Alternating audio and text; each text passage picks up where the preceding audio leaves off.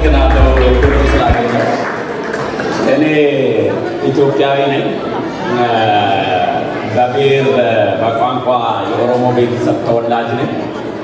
ዛሬ እድለኛ ነኝ። እንኳን አደረሳችሁ ማለት እፈልጋለሁ። እስከ ዛሬ ለኤርትራ ብዬ አላውቅም። እንደዛ ለምንድን ነው ያላልኩት?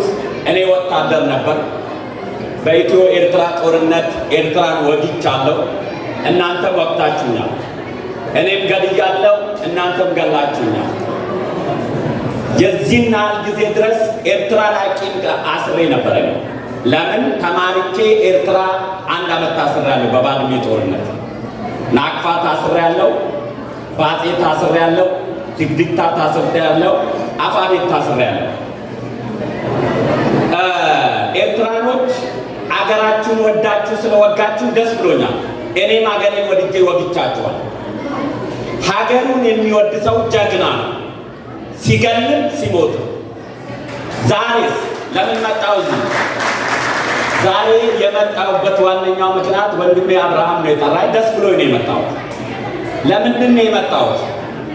ትናንትና ከእናንተ ጋር በሀገር ጉዳይ እናንተ በሀገራችሁ ጉዳይ ስንዋጋ አፈሙዝ ለአፈሙዝ ተደቃቅነን በቆምንበት ቀን ከውስጥ አገሩን የካደ ባንዳ እኔ የተዋጋውበት መሬት ወንድሞቼን የቀበርኩበት መሬት ለእናንተ አፈሙዝ አዙሮ ምሽግ ውስጥ የተቀመጠውን የሀገሩን ወታደር ከጀርባ ሲያርግ ኤርትራኖች አፈሙዙን ዝቅ አርጋችሁ ወንድሞቼን ተቀብላችሁ አብልታችሁ አገርን ስላዳናችሁ ነው እንኳን ደስ አላችሁ።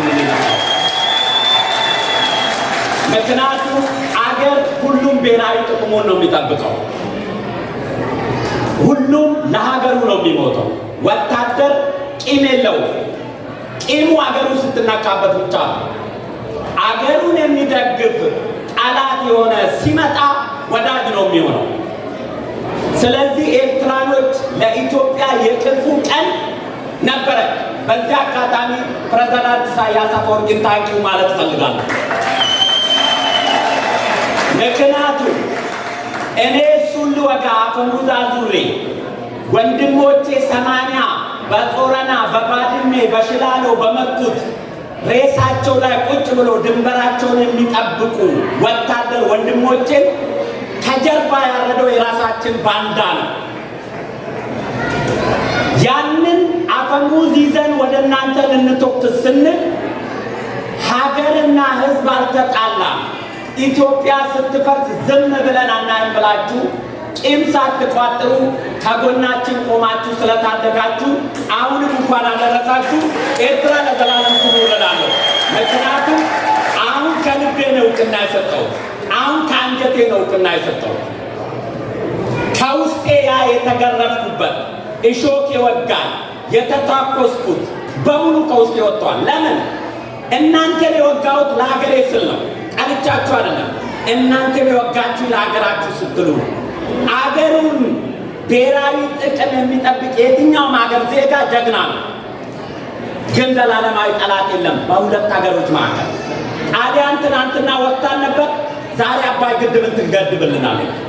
ትናንትና ኤርትራ ጋር ተዋግተናል፣ ዛሬ ግን ከሞት አድናናለች፣ ከመፍረስ አድናናለች። ስለዚህ ከዚህ በላይ የሀገርን ብሔራዊ ጥቅም የሚጠቅም አገር ዜጋ ኤርትራኖች ወንድሞቼ፣ እኛ በህዝብ አልተጣላንም፣ በፖለቲከኞች ብሔራዊ ጥቅም ነው የተጣላነው። ፖለቲከኞች ያልፋሉ፣ ህዝብ ግን አያልፍም። ዛሬ የነበሩ መሪዎች አስታርቀውናል፣ ነገ የሚመጡ መሪዎች ሊያጣሉን ይችላሉ። ግን አንለያይም። እንዳንለያይ አንድ ቦርደር ላይ ተፈጥረናል። እናንተ ጥቅም አላችሁ ከኛ፣ እኛ ጥቅም አለን ከእናንተ። እኛና ኤርትራና ኢትዮጵያ ደግሞ ከሁሉ አፍሪካ ሀገሮች እንለያለን። ትናንትና አብረን የነበርን የእኛ ወንድሞች ከኛ ጎጆ ወጣችሁ ሀገር የሆናችሁ ናችሁ። ስለዚህ እናንተም ሀገር ናችሁ፣ እኛም ሀገር ነን። እናንተ ከእኛ ጥቅም ትፈልጋላችሁ፣ እኛ ጥቅም ከእናንተ እንፈልጋለን። ስለዚህ አብረን እናንተን አክብረን እናንተ እኛን አክብራችሁ በጋራ የምንኖርበት ትናንት 80 ሺህ ወጣት የረገፈበት መሬት ላይ በገዛ ወንድሞቻችን ስንታረድ ኤርትራኖች ከጎናችን ሆናችሁ ስላዳናችሁ እኔ ስሜቴን ለመግለጽ ነው። የኢትዮጵያ መንግስትንም አልወክልም፣ የተወለድኩበት ብሔርንም አልወክልም፣ ምስቴንና ልጆቼንም አልወክልም። የቆሰልኩበት የደማውበት እነዛ የታረዱ ወንድሞቼ ስለሆኑ እዛ አጥንቱ ላይ ቁጭ ብሎ ድንበራቸውን ሲጠብቁ በወገን ከጀርባ ስለታረዱ ኤርትራኖች በሕይወቴ ያ የቆሰልኩበት ያ የደማውበት ከውስጤ በይቅርታ እንድረሳ ያደረገኝ ወቅቱ ስለሆነ በሚዲያ ስትመለከቱ ነበር። ብዙ ጊዜ የኤርትራ መንግስት እቃወም ነበር። እኔ ከኢትዮጵያ ጋር ያለው ሪሌሽንሺፕ ላይ እኛ ረግፈን እኛ ሞተን አብይና ኢሳያስ የተጣረቁት 80,000 ወጣቶች ደም መቼ ከፈሉ ብዬ በጣም ተቃውሜ ነበር። አሁን ከፍላችሁናል። ያ ከዛ በላይ የለም ለኔ። ስለዚህ ከልቤ ነው ደስ ብሎኝ ጊዜ የመጣሁት። እንኳን ለ30 ዓመት አደረሳችሁ፣ 100 ዓመት እንድደርሳችሁ እመኛለሁ። እንኳን ደስ አላችሁ ማለት ነው።